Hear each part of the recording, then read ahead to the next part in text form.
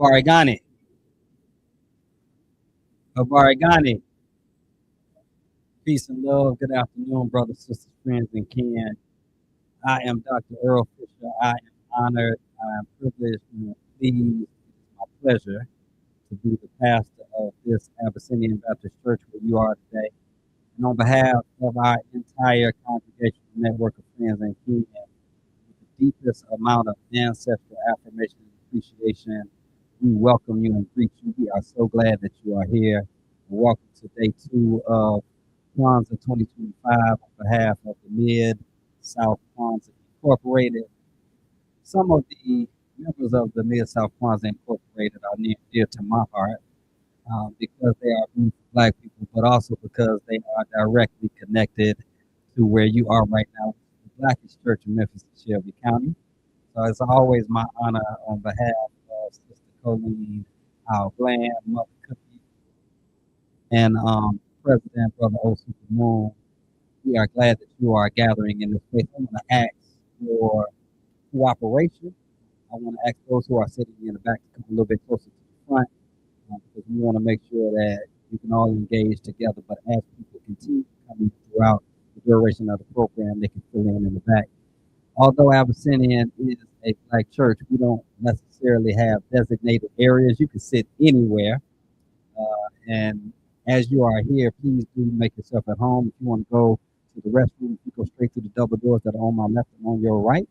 Then you will see the men's room first and the ladies' room after that. I always like to invite people to acknowledge some of the special spaces in our sanctuary. And I also want to welcome those who will be watching this online through our Facebook page and our YouTube channel. To my left and to your right is our ancestral altar. I remember a couple of years ago, as we were hosting Kwanzaa, one of the news stations came. When she came in, the reporter was looking around and she said, I really like your decorations for Kwanzaa. And I had to inform her that we are like this every Sunday and every day. So we practice Kwanzaa 365. And for the last several years, to my left and to your right is our ancestral altar. And I encourage you to visit that space before you leave here. At our ancestral altar, there are a few people represented there, some of which are direct descendants of our elders and our ancestors. So some of our church members, parents, grandparents, and siblings, and children are represented there. Some of our founding members are represented at that altar, and also some of our spirit siblings, some people who we believe have lived out the ethics of Abyssinian, no matter where they are or were. People like Ida B. Wells and people like Malcolm X. Yes, Malcolm X is on our ancestral altar. People like Nat Turner, people like Jeramogi or Bebe Ajaman or Albert Clegg Jr. So please take a moment to visit that space, and I know you'll be doing libations soon. I just wanted to take a moment and make sure that everybody feels welcome. If there's anything I or any of the Abyssinians can do not hesitate to let us know. I know some of y'all are back here, and so welcome back home. You're always in sacred space. So at this time, I want to invite up the aforementioned president of the Mid-South Kwanzaa Incorporated. Would y'all give it up for my dear brother, O Super Moon, as he comes?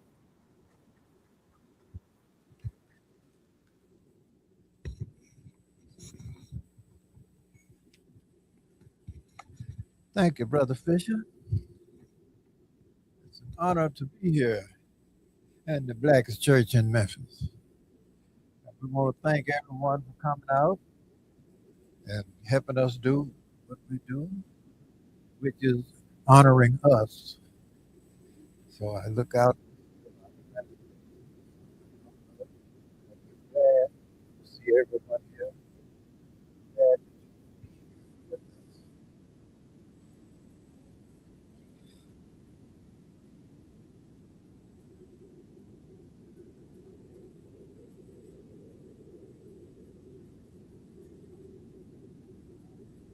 You look at the program, with the pledge.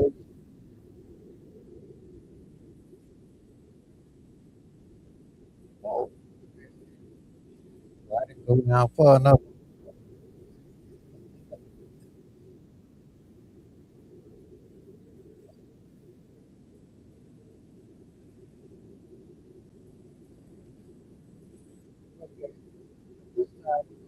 of satisfaction, and she will lead us.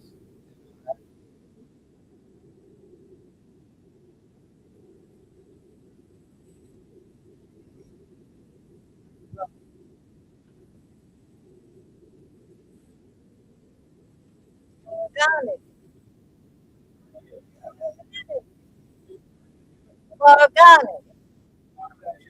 Please stand everyone for the African pledge and repeat after me. We are an African people. We will remember the humanity, glory, and sufferings of our ancestors and honor the struggle of our elders.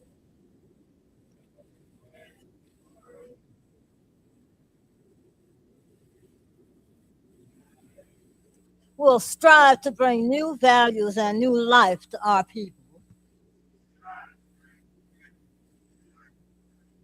We will have peace and harmony among us. We'll be loving, sharing, and creating.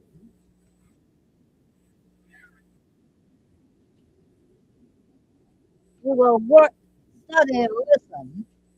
Listen so we may learn. Learn so we may teach.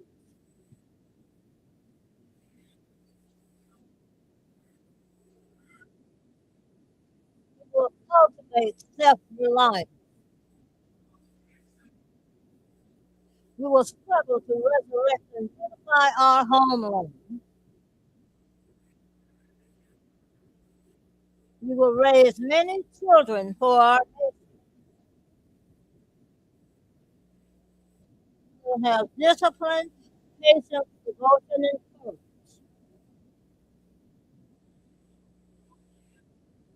We will live as models to provide new direction for our people.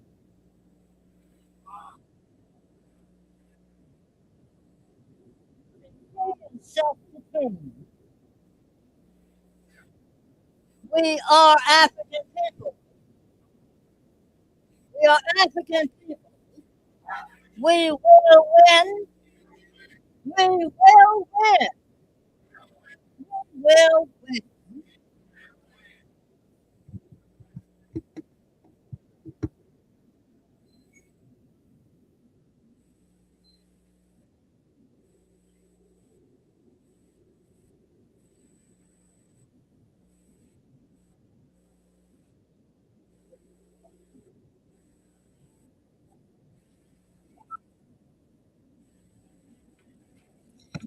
Baragani, Baragani, follow me the libations to the ancestors. I'm going to be the libator, and I want the audience to respond. We come, sisters, far and near, Father of our fathers, who render mercy to the liberation and victory of our people. We come, our children, to witness what we have done, to learn strength from us, and be not afraid as we are not afraid. It is done. It is done. Ashe.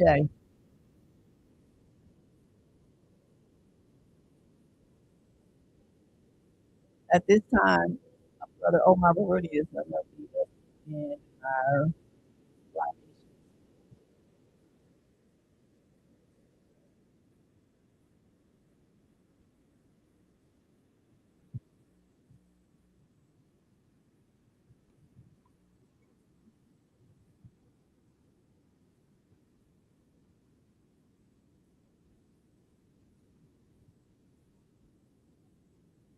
Kujichagulia. Uh, let's go back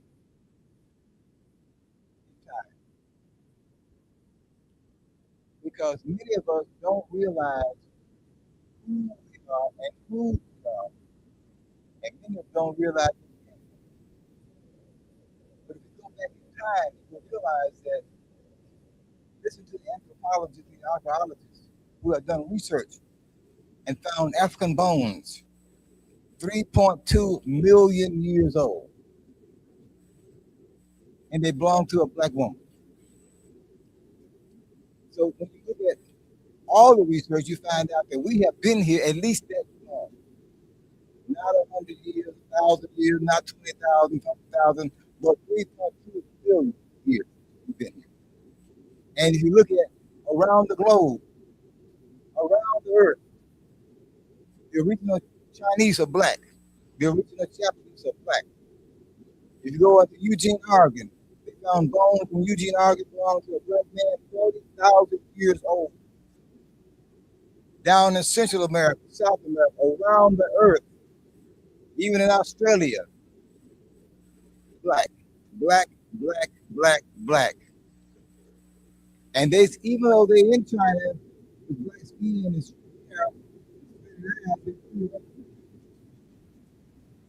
that's who we are. But then if you go back to the most recent time, you'll find out that it came from us. And then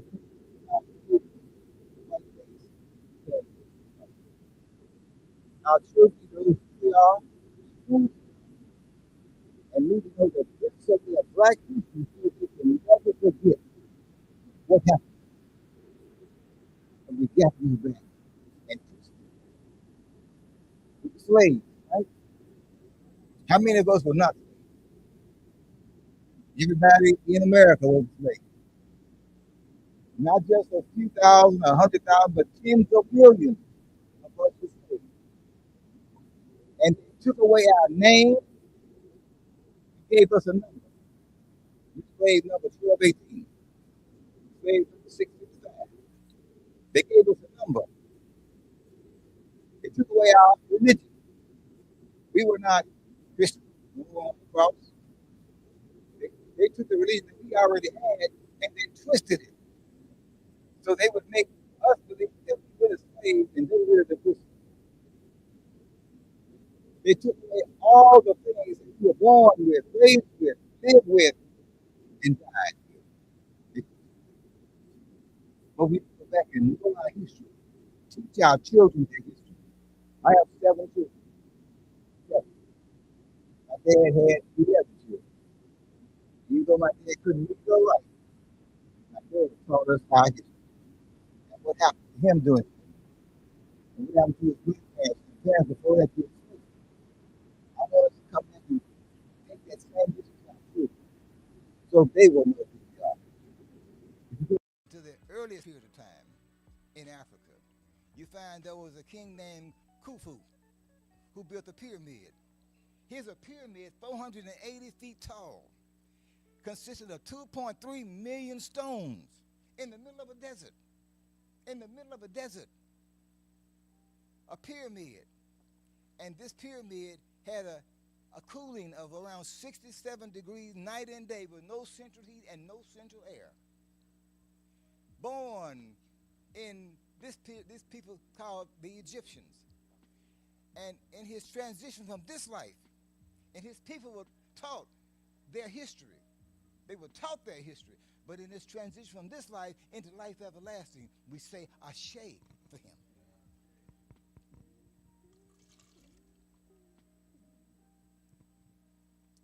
And then we go to Khafre, the son of Khufu, who built the Sphinx. The Sphinx is a picture of a lion with the head of a black man in the middle of a desert. And right now, the American system used that Sphinx on the back of their dollar bills, even though it's our symbol. And if you go right now and pull a $1 bill out your pocket, they got a picture of your pyramid, not their pyramid, that they stole from you and put on the back of their dollar bill, and it's got an eye on top of the pyramid. It's called the all-seeing eye of Ra. Ra. Because they know that's who you are, but you don't know that's who you are. Ra, the all-seeing eye of Ra. And the pyramid on their dollar bill, who does it belong to? Us. They stole it. They stole the Sphinx, they stole the pyramid. But that Sphinx that was built 6 stories tall, 210 feet long in the middle of a desert, the nose was shot off by Napoleon because he didn't want you to know who you are. But in his transition from this life into life everlasting, we say Ashe. And then we go to a boy king, Amun-Ra, who took the throne around 9 years old and died around 18 years old. But in his transition from this life into life everlasting, we say Ashe. And I really want us to go to something more modern, because our children need to know their history, and you cannot deprive them of what they need to know. Ida B. Wells, y'all know Ida B. Wells? The revolutionary called Ida B. Wells? Yes. And she didn't play. She was a soldier, and she fought in this city. In this city. Even though they burnt her publishing house down, she still fought in this city. So black people could wake up and see who they are, whose they are, and where they need to go, and start a revolution. But Sister Ida B. Wells, in her transition from this life into life everlasting, we say Ashe.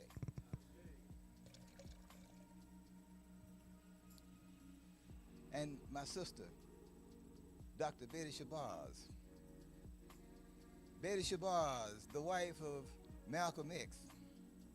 Dr. Betty Shabazz, after Malcolm X was murdered in the Audubon Ballroom, you remember that?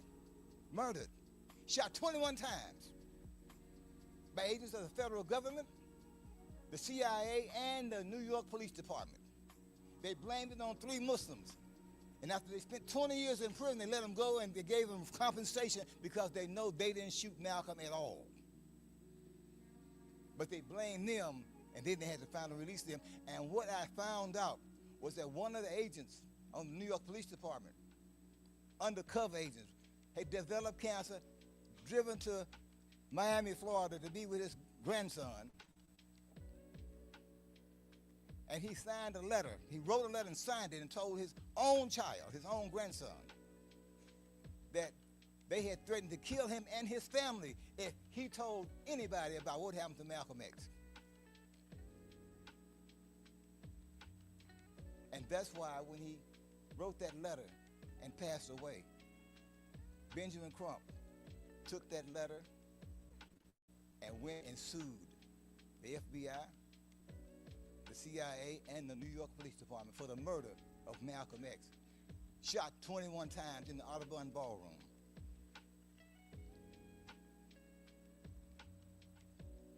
And in his transition, Malcolm X, from this life into life everlasting, we say Ashe.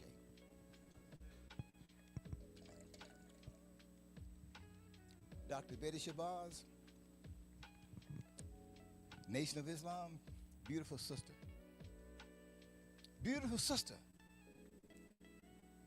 She was at her home in Harlem, and somebody said that her 12-year-old grandson set the house on fire with gasoline. Never did happen. Never did happen. Who's the comedian that went to do the investigation?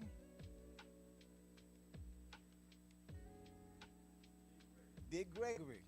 Dick Gregory went to the fire department to get the fire report to find out what actually happened to Betty Shabazz. She was burnt over 80% of her body, and 2 weeks later she was dead, and blamed it on her grandson. And the fire department showed them that this had been some kind of military incendiary device that set the house on fire, not her grandson.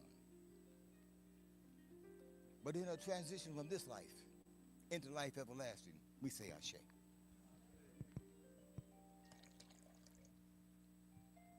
And her own grandson was murdered in Mexico. And he just transitioned from this life into life everlasting. We say Ashe.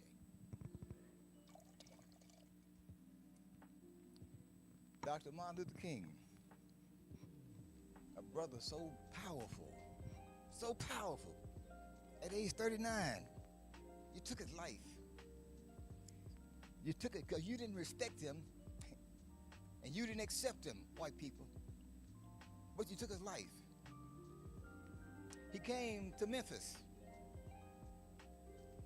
to help do the Poor People's Campaign and also to help the sanitation workers in Memphis. He came to Ajuwa Tanbu's home. She was there feeding him and talking to him and taking care of him. She would go get him from the airport. And when she called me, she said Dr. King was just killed at the Lorraine Motel. And I was terrified.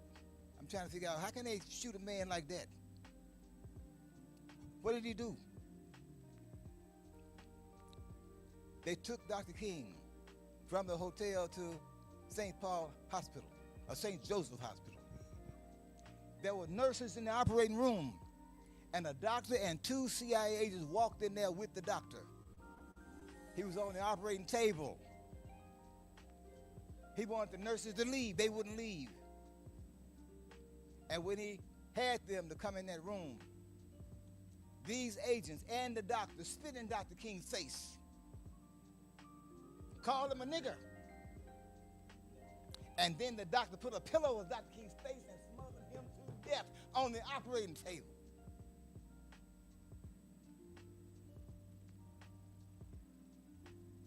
Here's a man that's fighting for his own people.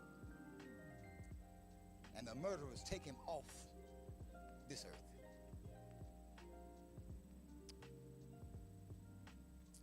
But in this transition from this life into life everlasting, Dr. King, we say Ashe.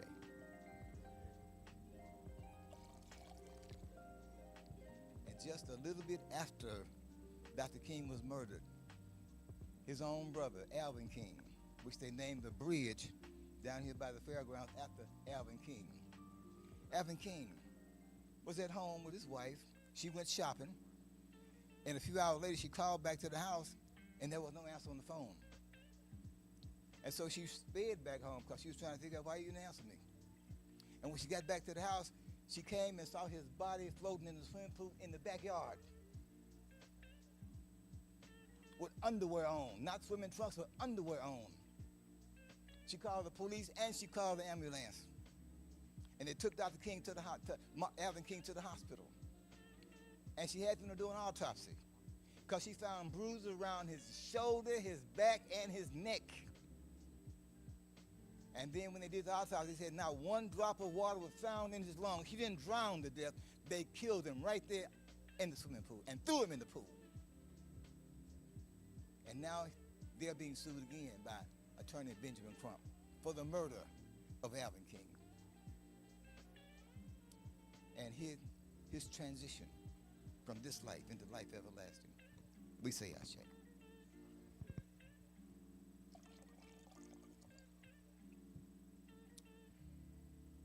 I'm going to do one more, and I cannot let this pass me up. Because my own biological father couldn't read or write, 3rd grade, but he was a soldier, just like the other soldiers we don't see on this battlefield. And there are a lot of them out there, and I mean a lot of them out there. Rosa Parks is a soldier. Remember her? There are plenty of soldiers out there, but my own father, I'm a high school student, graduating, top of my class. I'm a college student. I've already sent all kinds of writings to Reader's Digest and getting paid. My last check I got from them for being the top of my class in 130 some black colleges, I got a $5,000 reward, or award, for what I was writing called Why Does the Negro Want Black Power?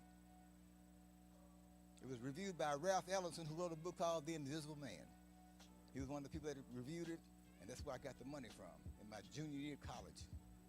But my own father, who was raising me the way he wanted everybody in the family to be raised. When he was a sharecropper down in Greenville, Mississippi, white men owned the plantation. He out there got 40 acres farming for the white man. And the white man comes to his door and knocks on the door, say, Ed, I need to talk to your wife. My dad steps outside and says, what you want with her? He said, I just want to have a little sex with her. My dad, my mom, and 3 of my siblings, I wasn't even born at that time. He said, you can't touch my wife. And with a shotgun, he pointed at my dad like he was about to kill him, and my dad snatched the shotgun out of his hand and blew his head off.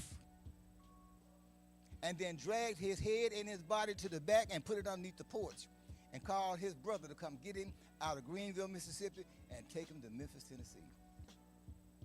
I kissed the ground he walks on to this day because I want to walk just like him. I want to walk just like him. Even though he can't read or write, it doesn't matter. He took care of all 11 of his children to make sure we all had some kind of degree of intelligence, knowledge, wisdom, and understanding. But that was my father. And when he died at my age of 18 and his age of 53, all I could do was cry when I went to John Gaston Hospital. And I made my mind up then that I got to walk in his footsteps and take care of my family and help my mom the way he helped all of us. And in his transition from this life into life everlasting, we say Ashe.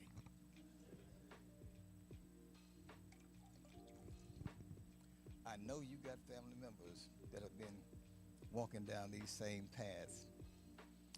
I've got one sister, about 3 years younger than me. And I kept trying to tell her, leave cigarettes alone, quit smoking. Don't do that. And she finally quit smoking for a day or two, and then she didn't want me to know she was still smoking. It was just 4 years ago.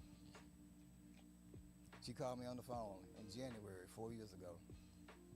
And she said, I know you didn't want me to smoke no more, but I have developed cancer. I got stage 4 cancer, and I only got 4 months to live. And I cried.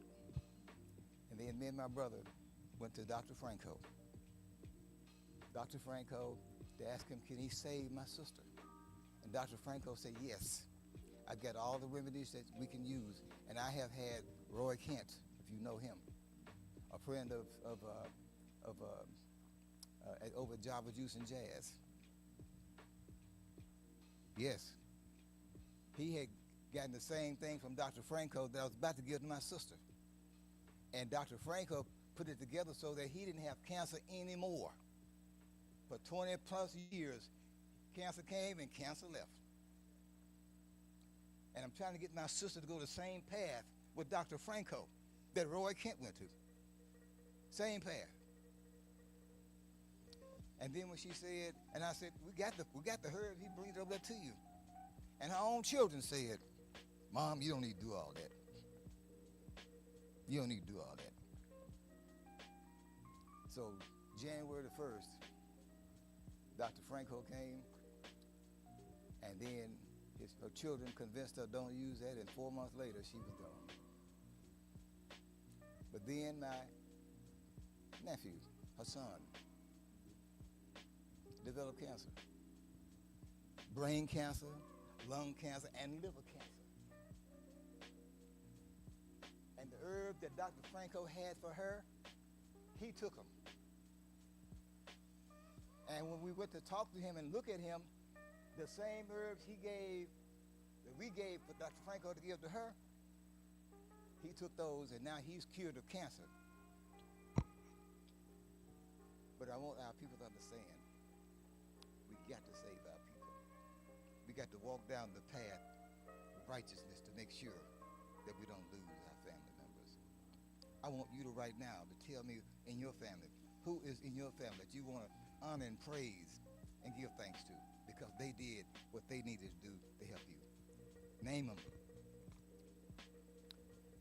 Ashe. Ashe. Ashe.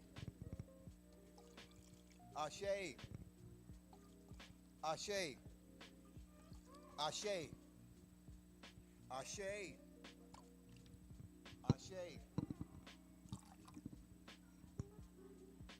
Ashe. Ashe, Ashe, Ashe, Ashe. Ashe. Kaiya Nantambu. Ashe. Ashe. Ashe. Ashe. Ashe, Ashe, Ashe, Ashe. Ashe. Ashe, my brother. DK, yes. Ashe. Ashe, Ashe, Ashe, Ashe, Ashe. Ashe. Ashe. Ashe. Ashe. Ashe.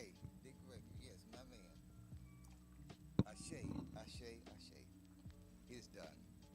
Ashe.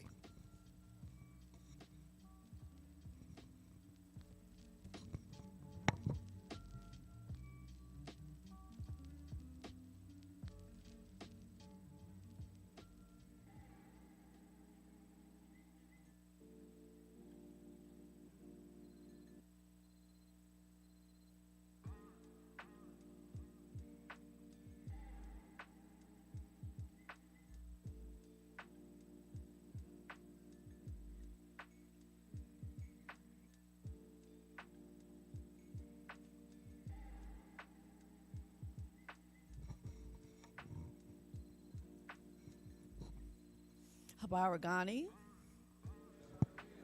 Habaragani. It is our honor today that we have a king and queen, which is a cultural tradition in all African villages that we have a king and queen. So we have special guests today for our king and queen of Kujichagulia 2025. Our king is King Sabukwe Wavoka, and our queen is Queen Ama Nefertari Wavoka. These great people are educators. King Wavoka is an author. They are proud parents. They are the founders of the Fannie Lou Hamer Freedom School in Enna, Mississippi.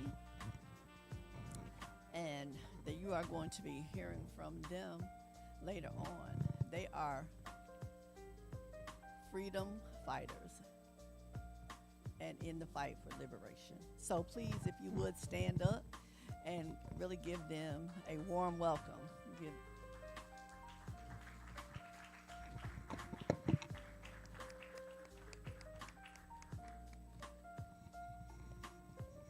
Please be seated.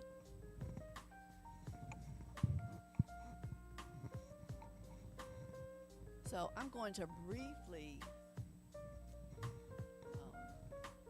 tell you all about the purpose of Kwanzaa. The purpose of celebrating Kwanzaa is to honor African American and Pan-African culture, heritage, family, and community. Kwanzaa is a non-religious holiday, and it is observed from December the 26th through the 1st of January. And the reason that we do it is to affirm cultural identity and promote unity and encourage collective responsibility among people of African descent.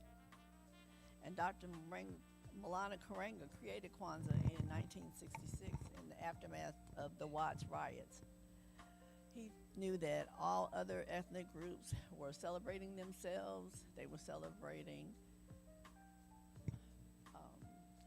the holidays like the Irish always celebrated St. Patrick's Day. But because our identity and our culture had been stolen from us, he wanted to have a festival and a celebration that we could actually bring together Black people and foster a sense of community. He decided to do it and to name it after a Swahili phrase, which was Matunda ya Kwanzaa, and that's meaning the first fruits. And that is in the African tradition after harvest. In Africa, when they come with the first fruits, then you have a festival with dancing and singing and family. The core principles of Kwanzaa are the Nguzo Saba, and those 7 principles are actually not just for the Kwanzaa celebration, but these are principles that we need to incorporate in our year-round in our daily lives. We're going to be later doing some of the symbolism of Kwanzaa. We are going to be lighting the candles. It's a time for community storytelling and exchanging zawadi, which are handmade gifts. So at this time, what I would like to do is I would like to bring up Sister Frances Barnes, and she is going to participate with some of the children, and we are going to light the Kwanzaa candles.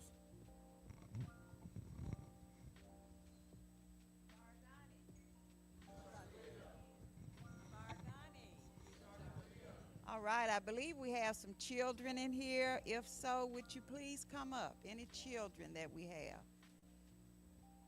And I hope each of you has a program, because this will be interactive. I'm not going to do all the talking. You're going to talk back to me. All right, we've got 1, 2, 3. Let's start on that end. Give one of them that one. All right. Come over this way.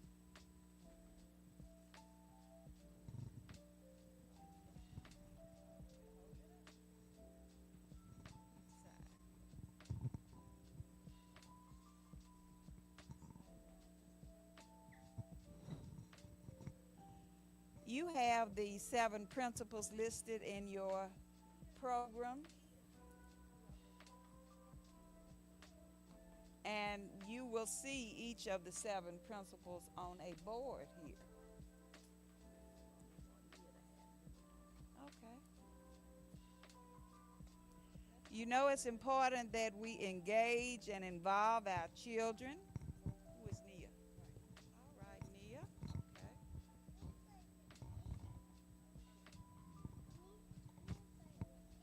You want to help her hold that? Okay. Let me get her to slide down just a little more. Come down just a little more over here. All righty. We have to take time for our children. We say they are the future, but they are the present as well. Now, when we talk about Kwanzaa, it's rooted and grounded in 7 principles. We have 7 candles, and we have more than 7 children, but we're glad of that. All right. The first day of Kwanzaa, we always light the black candle, because the black candle represents us as a people. And if you don't know, but look at your program. What principle is the black candle? I didn't hear you. What is it? And what does umoja mean? Unity. We are here together.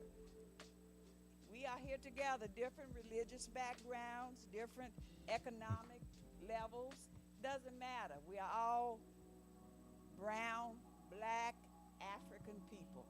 And that's what the black candle is all about. It's lit on day 1. On day 2, and which one of you has day 1? Hold that up. As I call the principal, be sure to raise your poster, okay? Now, yesterday, what is the principle for day 2? Kujichagulia. That's a long word. Say it again. Have you heard that before Kwanzaa? I hadn't. Kujichagulia. And what does it mean? Self-determination. And what color is the second day candle? It's red. Black is the first color. It represents us as a people. The red candle represents the struggle that we've not only been in, but we still are in. We're still struggling. It's not over. Don't think that it's over. All right. And as far as lighting the candles, we alternate. We begin with the black, then we go to the red, which is the struggle, and then we go to the green, which represents the progress, the land, that we have made progress. We've come this far by faith and work and a lot of things. Okay? So tomorrow we will light the third candle, but we only light the candles as far as the day. So only 2 candles will be lit today. Yesterday's, which is Umoja, and today, Kujichagulia. Now, what is wonderful? Give him a hand. He's proud. Proud young man. All right, tomorrow's day 3. What is the principle? Say it again. One more time. Who has the Ujima poster? Oh, he's really doing it. Yes, he is. And what does the principle of Ujima mean? Say it again. What does it mean? Collective work and responsibility, which is similar to what we're doing here. No one person is doing all the work. We're going to come together. We're going to come together and make some things happen. And what color is it? It's green. So tomorrow we would have 3 candles lit. All right, on day 4, we go back to what color? The red. And what's the principle for day 4? Ujama. One more time. What is it? Ujama, just like pajamas. Okay. And what does Ujama mean?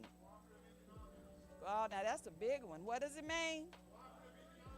Now this is where I think, struggle, because we have to work together financially as well.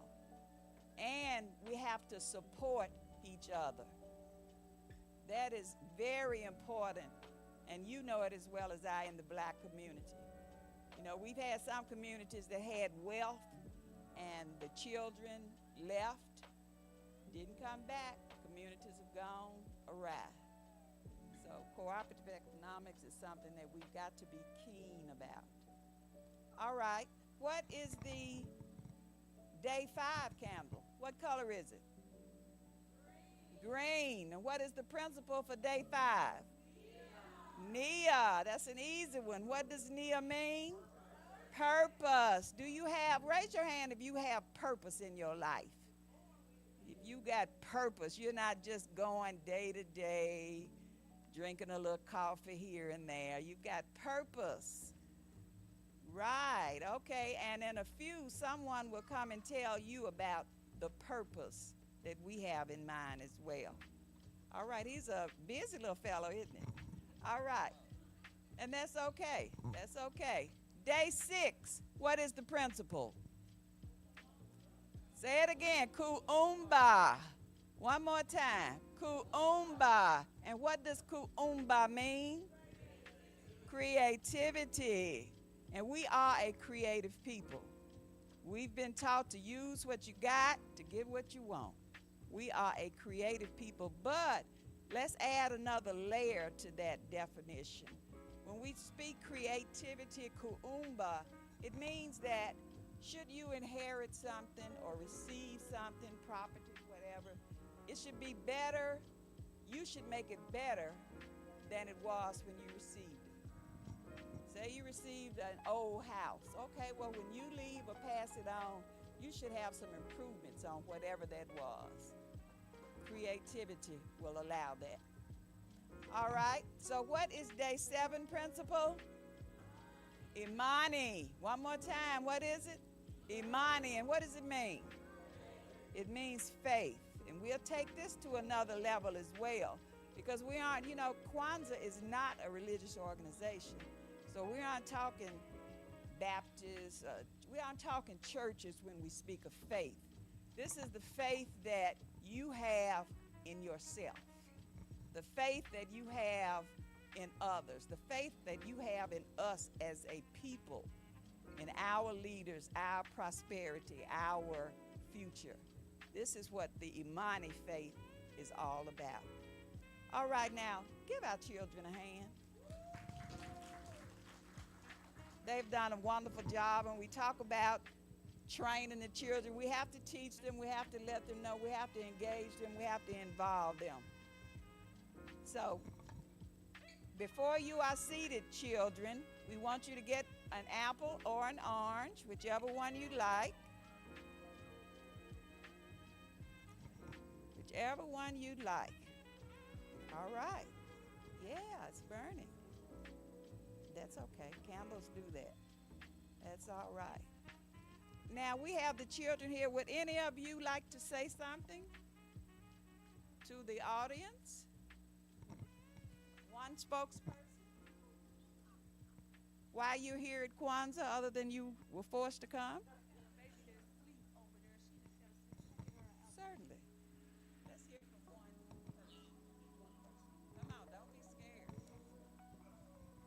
I'm here because I like Kwanzaa with my grandma. I like going to Kwanzaa with my grandma. All right, thank you. Thank you, thank you, thank you. Give them another hand. All right, did you want one? Get one.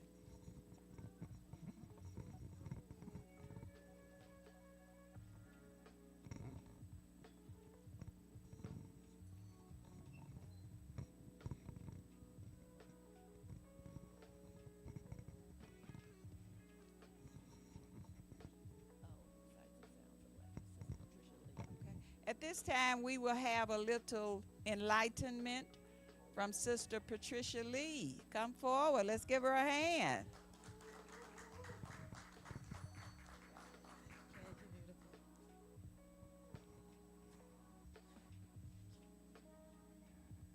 Abaragani. Abaragani. To Mid-South Kwanzaa, Chair and Vice Chair, I bring you greetings and the pastor of this great church, our upcoming governor, Dr. Kanita Atwater. Yeah, let's give that a hand, y'all. Yeah, we give hats off to Dr. Cedric Moore with Love Your Own Story Videography.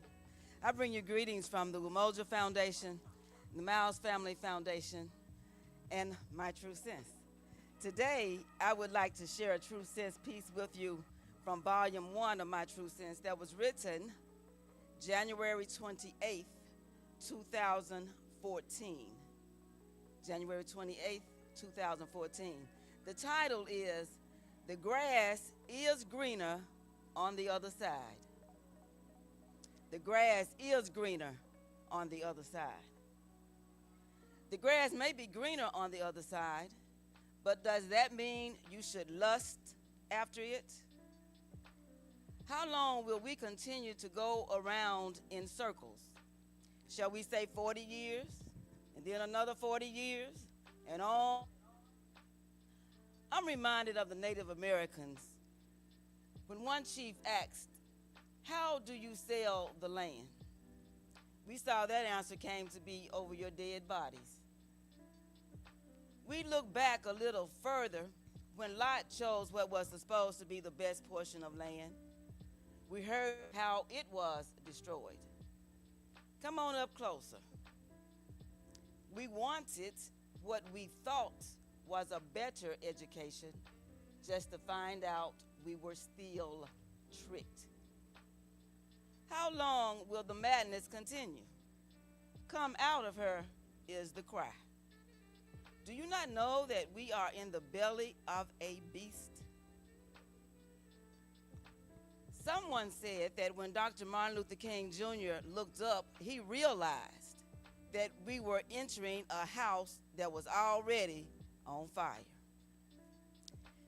This reminds me of Minister Shakara Yahweh telling us to stay away from smart meters, along with warnings about the lead and the water. Also reminds me of Brother Balewa, who is adamant about what we should be putting into our bodies. Brothers Jaleel, Eli, and Ekpe are concerned about the kind of music our children listen to. Brother Omar Baruti is serious about Kwanzaa. Mr. Tony Brittenham is making sure we get what the school won't give. Brother Cedric Moore and Brother Ron Withers are desperately keeping history alive on video and photography. Brother Jabril Shabazz is showing by example that there is a better way to teach. Yes, prophets still exist today. Just like the prophets of old, they are still pleading and weeping for the people to wake up. Still, the masses enjoy darkness rather than light. We commission you today, all you prophets of light. Keep shining and keep spitting out truth.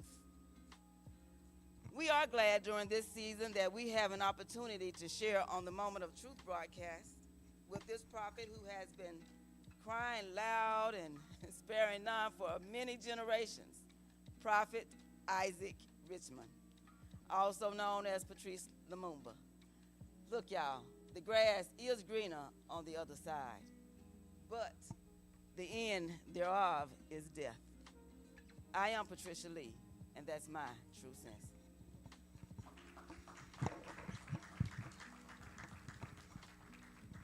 What do we call the Kwanzaa gift? Zawadi. Well, I would like to do a little Zawadi on today. Notes to the vice chair and the chair, just a little token from my true sense. Thank you all so much for all you do.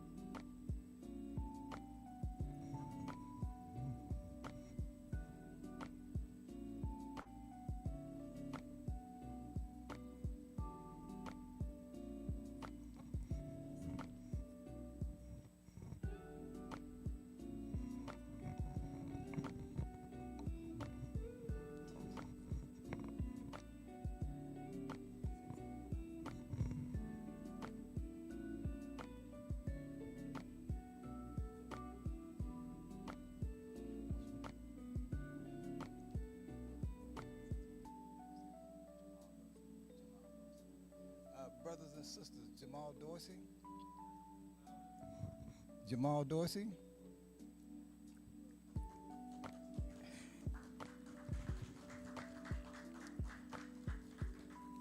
I have been writing for about 60 years. And I found some things I thought may be very good for this brother to read. Very good. And I want him to read that to you so you can know that this brother does have a high level of intelligence and some serious competence.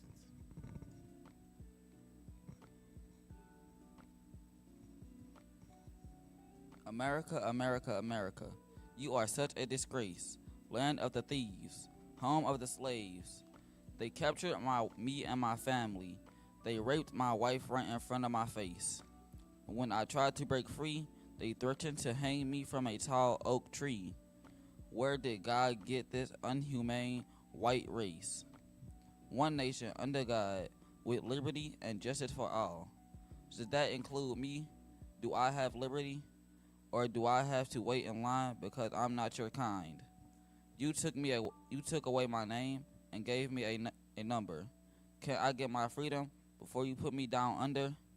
Where is your God in this land of Christianity? I need your God to come and rescue me.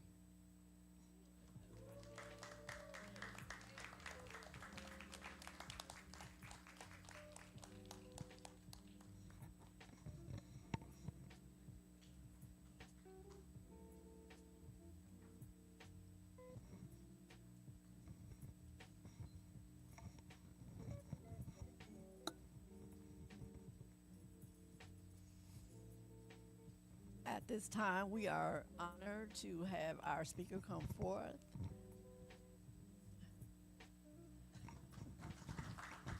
Our speaker,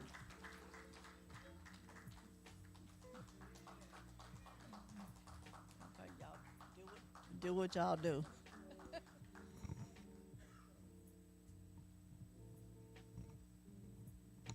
Habaragani. First, I would like to say that it's an honor to be here tonight and to serve as the 2025 Queen of this Kwanzaa celebration, and to be in here with such beautiful African people, and to be in this beautiful, beautiful church. The principle for today, we said, is Kujichagulia, and that means self-determination. And we have to speak for ourselves, define ourselves, and name ourselves. And no one can do that for us. We have to do it for ourselves. And so we need to take that on and continue to move forward and continue to do the best that we can, be the best that we can. And I'll present to you my husband, who will further speak.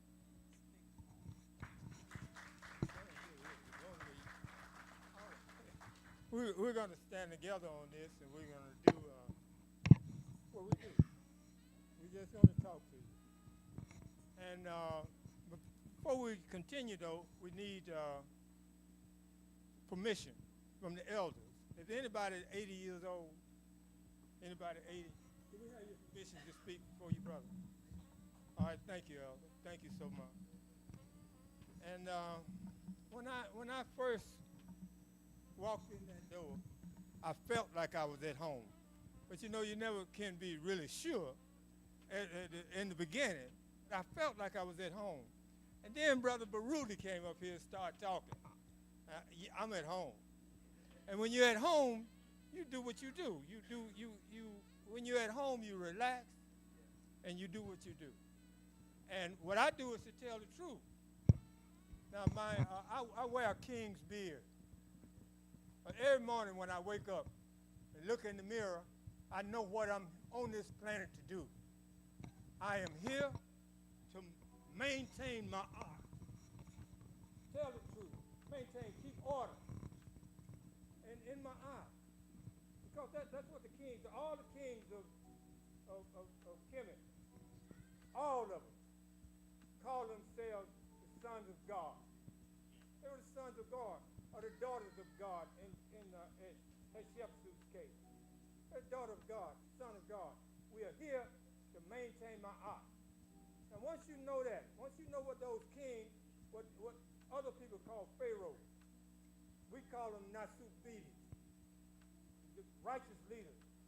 You know that when they were here to maintain my art, there was no way on God's planet where they're going to enslave anybody. You know what I'm saying? So we determine, she said self-determination, Kujichagulia, we determine what our history says. We look at it and we decide. And we decide who's lying about us and who's telling the truth. And when they say that our king held some people slaves and made them make bricks out of straw, we say it's a lie. Because we're living self-determination. All right? And that is what today's principle is. Now, I'm going to just tell you what I think. And you think about it. Right? Now, Marcus Garvey. Marcus Garvey said, wherever you go, you take a book with you. Therefore, if you go there to meet somebody, and that somebody's late, you don't have to sit there and complain about their being late. You can sit there and read and educate yourself, because nobody's going to educate us but us. All right? Self-determination. Now, there was another fella. He was an American psychologist, right? Because in the beginning, you know, like Frederick Douglass, they kicked his eye out because he was determined to learn how to read. And he says that once you learn to read, you will be forever free. Now, Frederick Douglass didn't say once you learn how to. Everybody know how to read, but he said once you learn to read, you will be forever free. Marcus Garvey tells us to read. Right? All right, now, self-determination. We're going to determine who we're going to follow. Right? There was another guy, B.F. Skinner. You might know B.F. Skinner. He's an American psychologist that wrote Beyond Freedom and Dignity. He said, and he had this Skinner box with these rats in it. And he was figuring out how to control these rats. Right? Now, Amos Wilson tells us that we're the rats in the Skinner box. What B.F. Skinner was doing was telling his people how to control this mighty, mighty African. You can't control him with a gun because, like Barudi's daddy, he'd take that gun from you and kill you with it. You can't control him with a gun. You got to control his mind. And what B.F. Skinner said is that we've got to develop a technology that will stop people from reading so many books. This is the technology. This is it. Now, we're supposed to set an example for the children. Do our children see us reading, or they see us flipping through this foolishness? Self-determination. Now, are we going to follow B.F. Skinner and be a rat in his Skinner box? Or are we going to follow Marcus Mosiah Garvey and be a king? That's how we determine what we're going to do. Now, I tell you, like I wave this thing here, just like Jomo Kenyatta. And when I wave it, I'm telling evil, all evil, that you will not be comfortable in my face.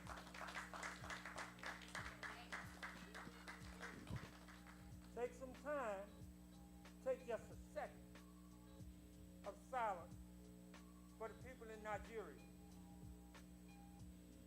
Just a second. Because my art, I'm supposed to maintain my art. And my art says, what is the last one? No, in my art. It's reciprocity. What goes around comes around. You reap what you sow. Day or two ago, they bombed Nigeria. Dropped a bomb in Nigeria. Now, I'm telling you, we determine what's right and what's wrong. I don't care who done it. If you're right, you're right. And if you're wrong, you're wrong. And you're going to hear from us. There's got to be a response for what happened in Nigeria.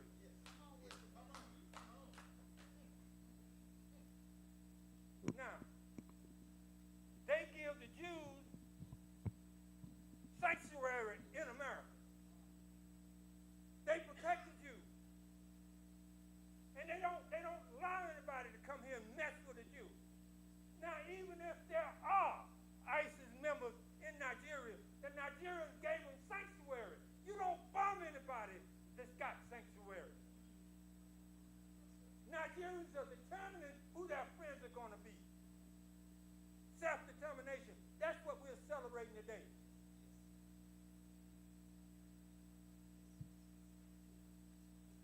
Oh, yeah. At 5 o'clock today, me and this lady will be married 56 years.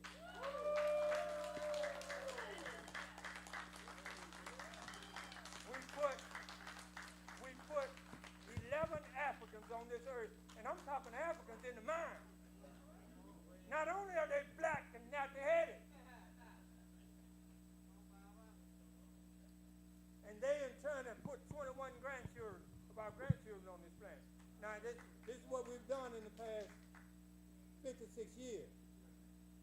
Oh, and then another thing, because I want to set a good example for the children, young men, when you get married, right?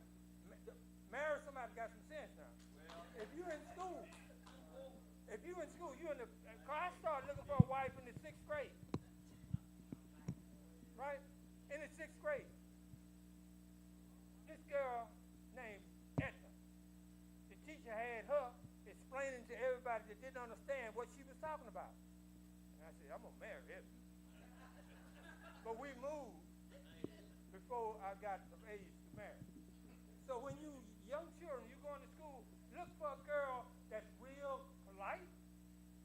Look, because you're self-determined. You're determining who you're going to live your life with, right? And you look who's sharing other students? Who's helping the other students? And if you watching around everybody taking a test, this girl that's letting somebody else copy off her paper, you say, that's the one I'm going to marry because she's helpful. Right? Now, I've been married to this lady 56 years, and if I'm going to buy a pair of shoes, I'm going to go to her and ask her, do you think I ought to buy some shoes? And she said, yes, I'll go get them.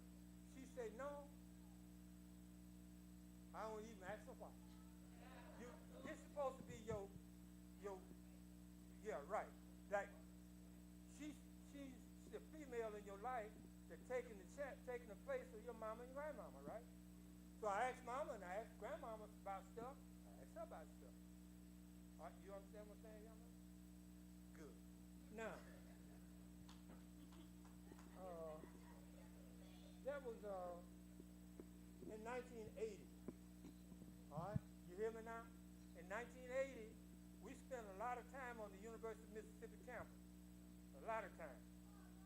There were some Nigerian students on the campus, right? And these students, they never did see them at a football game. They never did see them at a basketball game. They didn't come to the tailgating parties. They didn't go to the dances. And when school was out for spring break, they was in the library. Those students were studying all the time. But you know that was out of the ordinary. When white people see something out of the ordinary, they have to know. They have to know why you're doing what you're doing.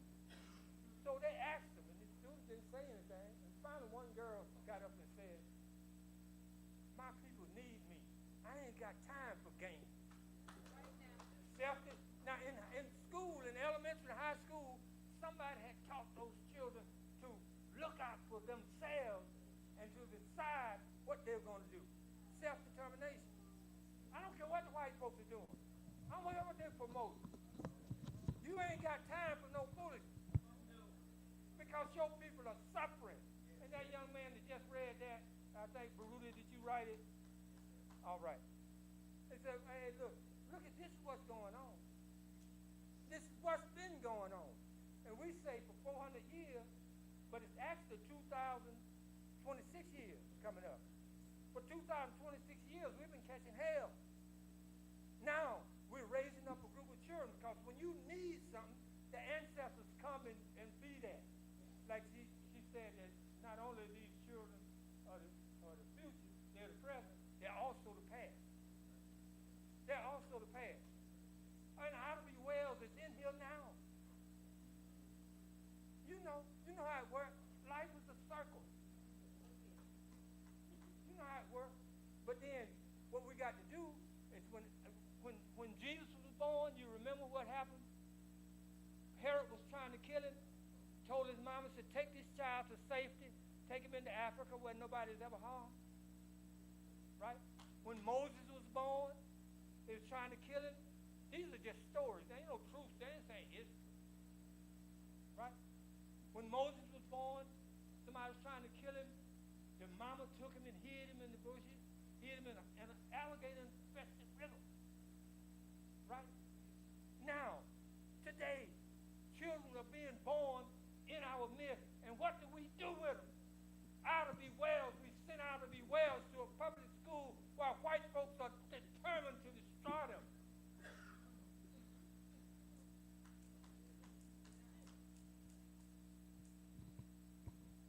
Self-determination. You're going to determine what you're going to do. Right? Now, somebody mentioned prophets, that we still had prophets, right? We do. We just don't pay them any attention. Amos Wilson from Hattiesburg, Mississippi was a prophet. A prophet. You got to know what our prophets are saying. He said that they sent us the Head Start, but our children are born with a Head Start. That's what Amos Wilson said. Kobe K.K. Cambone. Kobe Cambone said that we have got to control our own mind. We got to control our own mind if we're going to effectively alter our oppressed condition. Now, we got to control our own mind. And what is our mind? Our collective mind, not just my individual mind, my collective mind. It's the children that come into our midst. The children that are being born by black women, that's our mind. And we got to control it. The people in Nashville shouldn't decide what our children are going to learn. The people in Jackson, Mississippi shouldn't decide what our children are going to learn. The people in Washington, D.C. shouldn't decide what our children are going to learn. We've got to decide that. That's self-determination. I'm going to determine what this child needs to know because he's got to solve the problems that I have. Nobody else is going to solve them for us. If we don't solve our own problems, they won't get solved. We've proved that for the last 400 years. Now, just like, I'm going to say something that you might not agree with right now, right? But just think about it. We fought tooth and nail to get the right to vote, right? Been voting for how long, and things are worse. Now we got to fight tooth and nail to get that battle away from our people because nobody's going to solve our problems except us.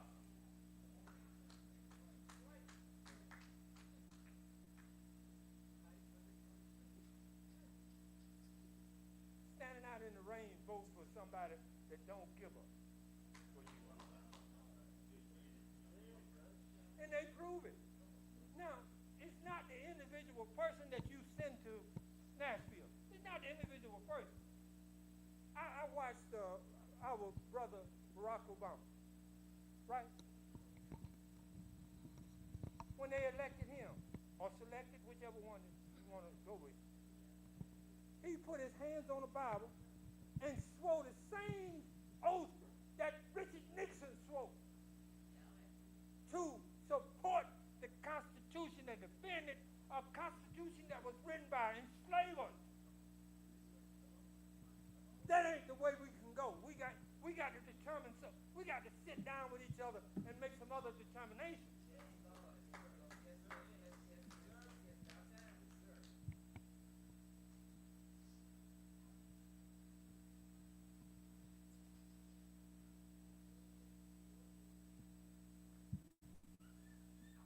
I'm going to tell you one more thing. There's one more. And we got to decide what we're going to do. All right? Between Thanksgiving and Christmas. Between Thanksgiving, those two holidays. Now, Karinga had the good sense to say, you don't buy gifts for Kwanzaa. You make them. Like Sister Lee just gave something that she made. Right? You make the gifts that you're going to give. Europeans say you come and on Black Friday, you're going to get my business out of the red and put it in the black. You're going to spend all your money. Now, this money that we spent between Thanksgiving and Christmas, we had enough money to create and to build and staff an elementary school. That's just this year. Now, next year, we could have took it to the middle school level. If we're going to save the money that we've been spending foolishly, the next year we can put it in the middle school level. Next year we can go to the high school level. The year after that we can go to the university level, the college level. Then because that's a lot of money we're spending. The Chinese are sending boatloads of plastic toys over here. I watched my grandson. I watched him close. Because when he was born, he weighed 2 pounds. And I watched him in the NICU. And in the NICU, every time they came to church, he got red hair. Every time they came to change his diaper, he started screaming, hollering. And what I reckon he was saying was, get your hands off me. And I watched him when he started crawling. When he started crawling, he would crawl down under the sink where we keep the dishes and stuff. And he'd get all that stuff out of there and start playing with it. He was making his own toys. He was making his own own toys. Then the Chinese sending this stuff over here for us to buy it, give it to them, tell them and lie to them, tell them a white man in a red suit came down the chimney and left it for you. Now, self-determination, right? We've got to determine that the children, you can see these children, how smart they are. We've got to determine if we're going to teach them or if they're going to teach them. Now, Al Capone was a gangster. Frank Nitti was a gangster. Shotgun Slade or whatever it was, Machine Gun Kelly was all gangsters, right? Now, 50 years ago, before 1968, was there a gang problem in the community? But we turned the children over to Frank Nitti's children, and now we got a gang problem. We turned the children over to Al Capone's children, now we got a gang problem. Self-determination. Either we make this thing real, or we talk about it every year and continue to die like we're dying. Either we make it real, or we continue to talk about it year after year since 1966, and we continue to die like we're dying. It's up to us. Self-determination. We're going to determine that. We're going to determine whether we live or die. We're going to determine that. Now, I told you that I always consult my wife about things, because she's smart. She's real smart. I mean, real smart. I came out of high school. I never had a class in algebra. Never had one in algebra in the high school that I went to. And when she was in college, when we got married, she said, "Come go to college with me." I said, "Well, I don't know. You on the honor president's list, and I'm coming up there with all D's. What's going to happen?" And she said, "Well, come and go with me. I'll help you." That settled it, right? I went to MI College with her, and she was so respected by the professors at MI College. So Dean Adams caught her helping me with the test and said nothing. You got to walk in what you believe. You got to walk in dignity. And then everybody recognizes that dignity, and they'll treat you with dignity. And I left out of college with Black Rudy. He said he was an A student, and when he said that they gave him $5,000 for what he wrote, and I said, well, I was reading Reader's Digest, so I wasn't writing it. And so she helped me through it, and I came out from life with her help. I'm telling you, young men, start looking for a wife now, and look for the smartest one, and the prettiest one, and especially the one that's good in numbers. Because before they changed the banking system, she used to spend the money twice. Write a check to a guy over here, go over here and get her some cash, and before the check got to the bank, she'd be figured out how to deal with it. You got to marry somebody that knows some math now. All right, let's go. Send them clear. Can we clear? Okay, let's go. Bless y'all. Thank y'all so much. Oh yeah, thank y'all so much.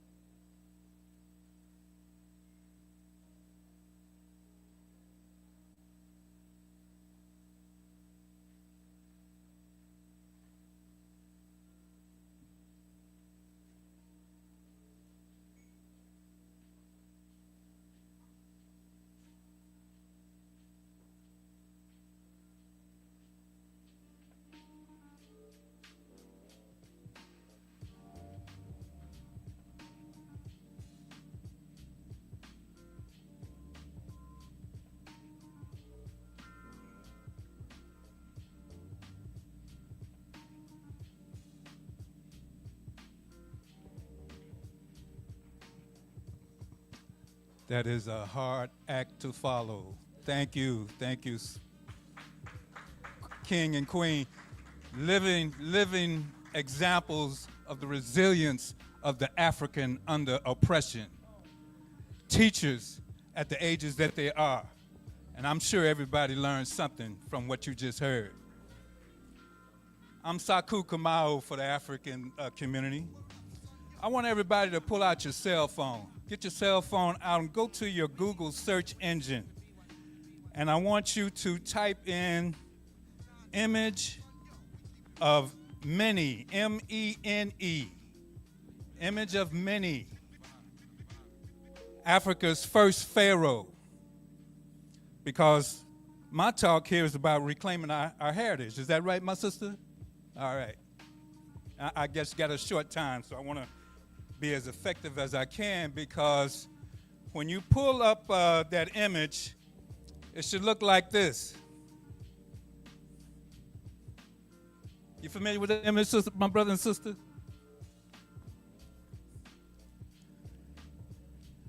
M-E-N-E, many.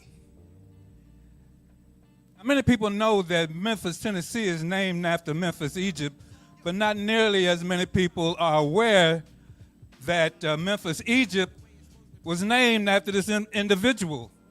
And I wanted you to look at it for yourself and determine who you think that individual's heritage represents. It's a prototypical black man. Now, many people don't react to what I just said, but if you understand that this city, named after a black man, united what at the time was Upper and Lower Egypt, creating Earth's first nation state.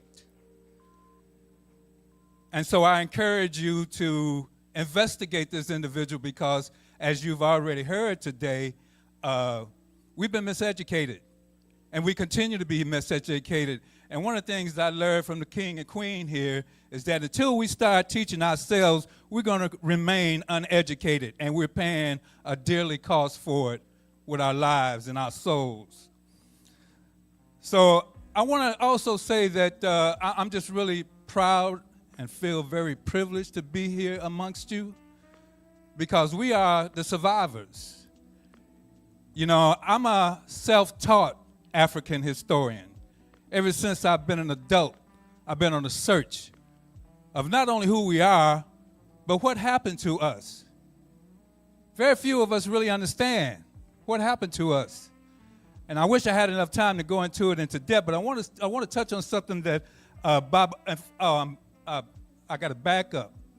Is anybody here older? Brother Baruti, and put you on the spot. How old are you? 78. Is anybody here older than 78? I should have asked your privilege to speak. Do I have your concurrence to continue? Thank you. That was the first thing I was supposed to do. But again, that's part of the miseducation process. We forgot. How many people, raise your hand if you're familiar with the term Sankofa? Sankofa means we got to go back and fetch what we left. That's what the miseducation did to us. We had to. I like to tell this quick story. Many of you are familiar with the root story, the proud African Kunta Kinte. Some of you have heard me say this story before, but this is an occasion that I should share it again. But there's a scene in Roots when the proud African Kunta Kinte was tied up by his hands and he was being beaten to death because he wouldn't relinquish his African name. See, your name identifies you. It tells you who you are, where you've been, where you're going. So Kunta Kinte was being beaten to death, and he realized he was going to die Kunta Kinte, or he was going to survive as Toby. We all know the decision that he made. And that's a metaphor of what has happened to all of us. We had to relinquish our Africanity. We had to leave it behind in order to live amongst, in this proximity to our oppressor. And that's a story I really would like to teach more on, racism. Many of us don't understand what racism is. But if you don't understand racism, everything you do understand will only confuse you. Anybody heard that before? Raise your hand. I just want to take a, you familiar with Nellie Fuller? A 95-year-old genius who taught us what racism is and how to handle it. I feel comfortable handling racism because not only do I know who I am, I understand what oppresses me and the why and the how of the oppression. Okay? So, and something else Brother Spookway said to us that really resonated with me, I hope it did with you as well. Read. Read. I'm a bibliophile. You'll never see me without a book. And I've been that way since I've been a teenager.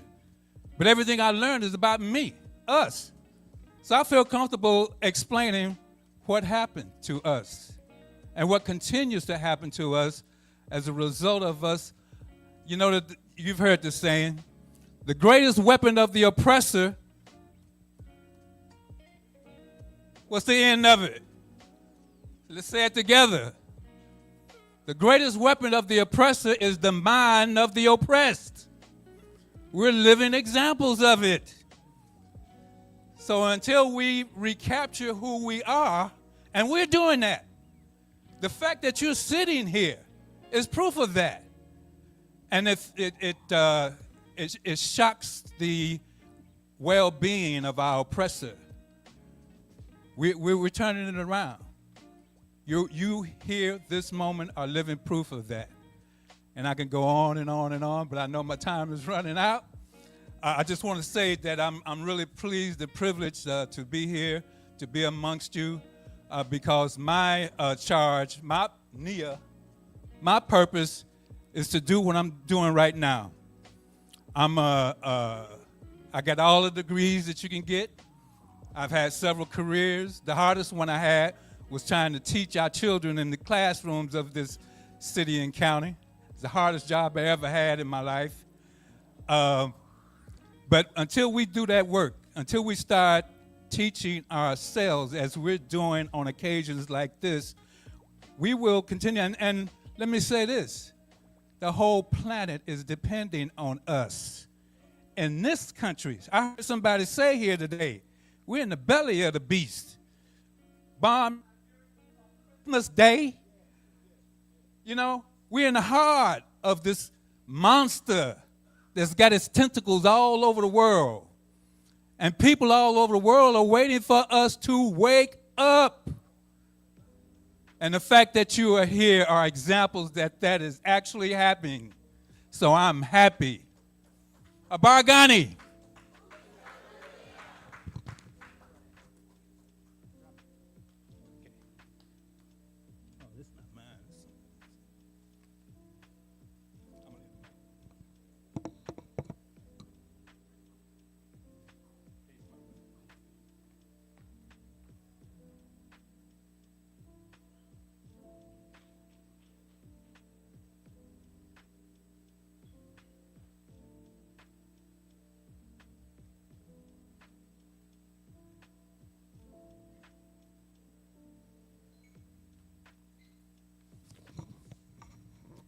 All right, everybody, we are nearing the end of our program, but prior to that, Brother Baruti is going to come briefly about what's in a name.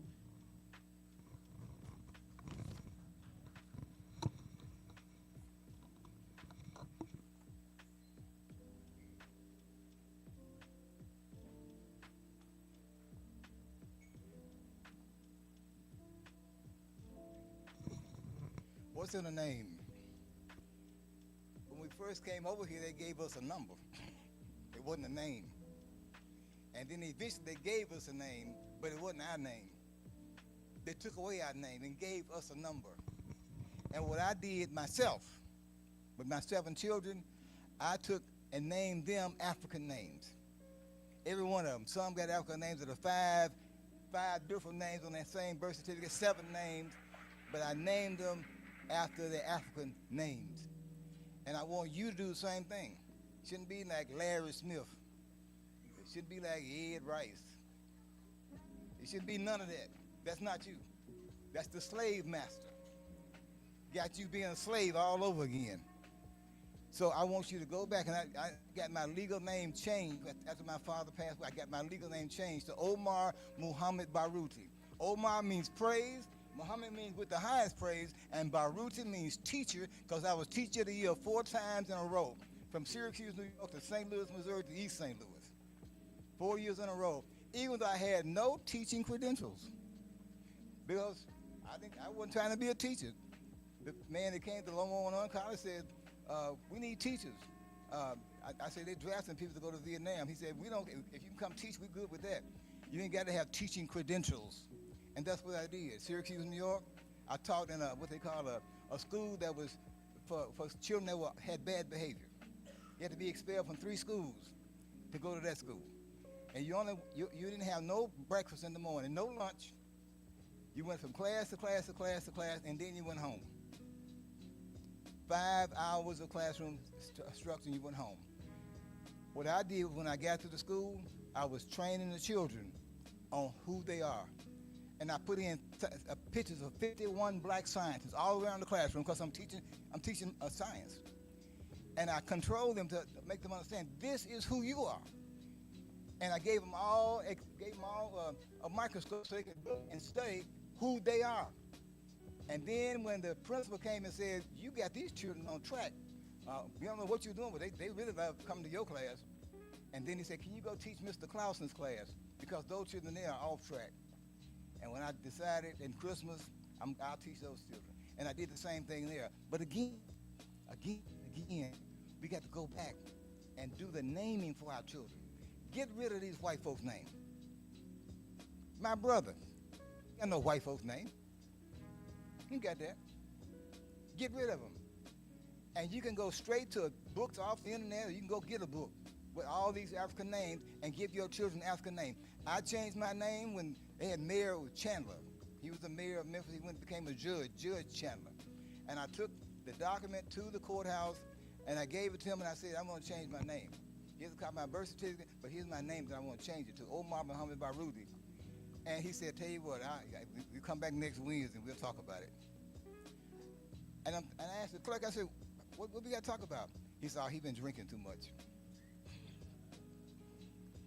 But then the next Wednesday came by, and I came back in the courtroom, and then he just signed some paper and said, okay, you can go. And that's how I get. But again, go back, look, there are books all over. Go back and find an African name that you can name yourself, and when your children are born, change names, because those names really apply to us, not the ones the white man gave us and made us his slaves. Do we understand? Can we say amen? Hallelujah? All right, Ashe.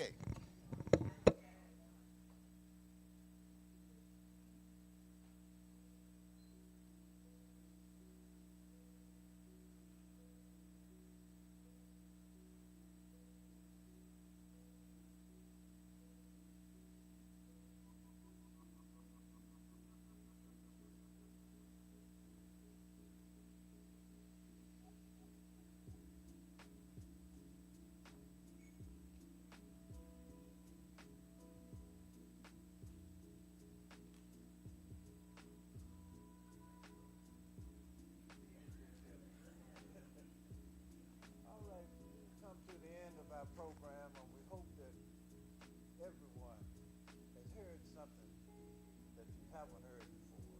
And I hope that you enjoyed listening, because there was a lot of information that we shared. There was a lot of information. And I want to thank our speakers and everyone who got up and said something.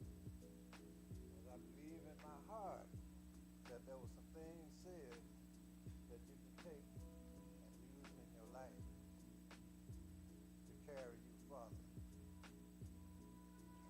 None of us in here have reached the stage where we were ready to check out. So we still got time to learn something, right? Okay. So I hope that saying that to say this is that I hope that everyone heard something that they never heard before. I know that's hard. We come around a lot of people that do a lot of talking. But did you learn anything from the talking? So, without speakers, everyone that said something this afternoon, to me, it was fulfilling. Because I heard some things that I hadn't heard. I heard something like it, but I had never heard it. So we want to thank everyone for coming out and enjoying the end of this Kwanzaa season with us. And we really appreciate being here in this place. Thank you, Dr. Fisher.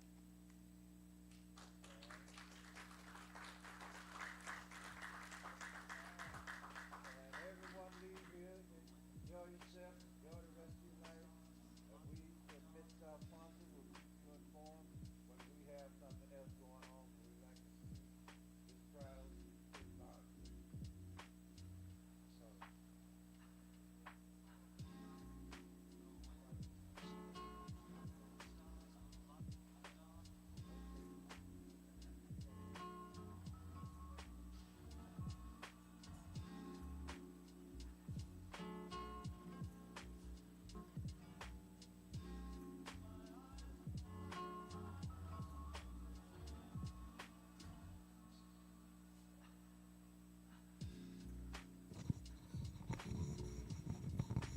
All right, we will close with Harambe. What does Harambe mean? Let's pull together. Let's pull together. So if you would stand and let's try to get one unbroken circle. So just hold hands with somebody. Just, you got to get away from your seat. We will Harambe our way towards the end of the program. And this is how we're going to do it, so you'll know how we're going to do this. Now, there are 7 principles. 7 principles. We will call the principle. We will say each principle. And then we will say the definition of it. Come on, get in the circle somewhere.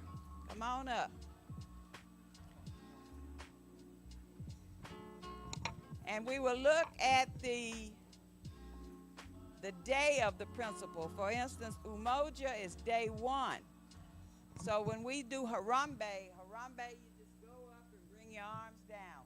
We will only do 1 Harambe for Umoja. And then for Kujichagulia, we will do 2 Harambes, and we will do that until we've done all 7 principles. First we say the principle, definition, Harambe. Got it?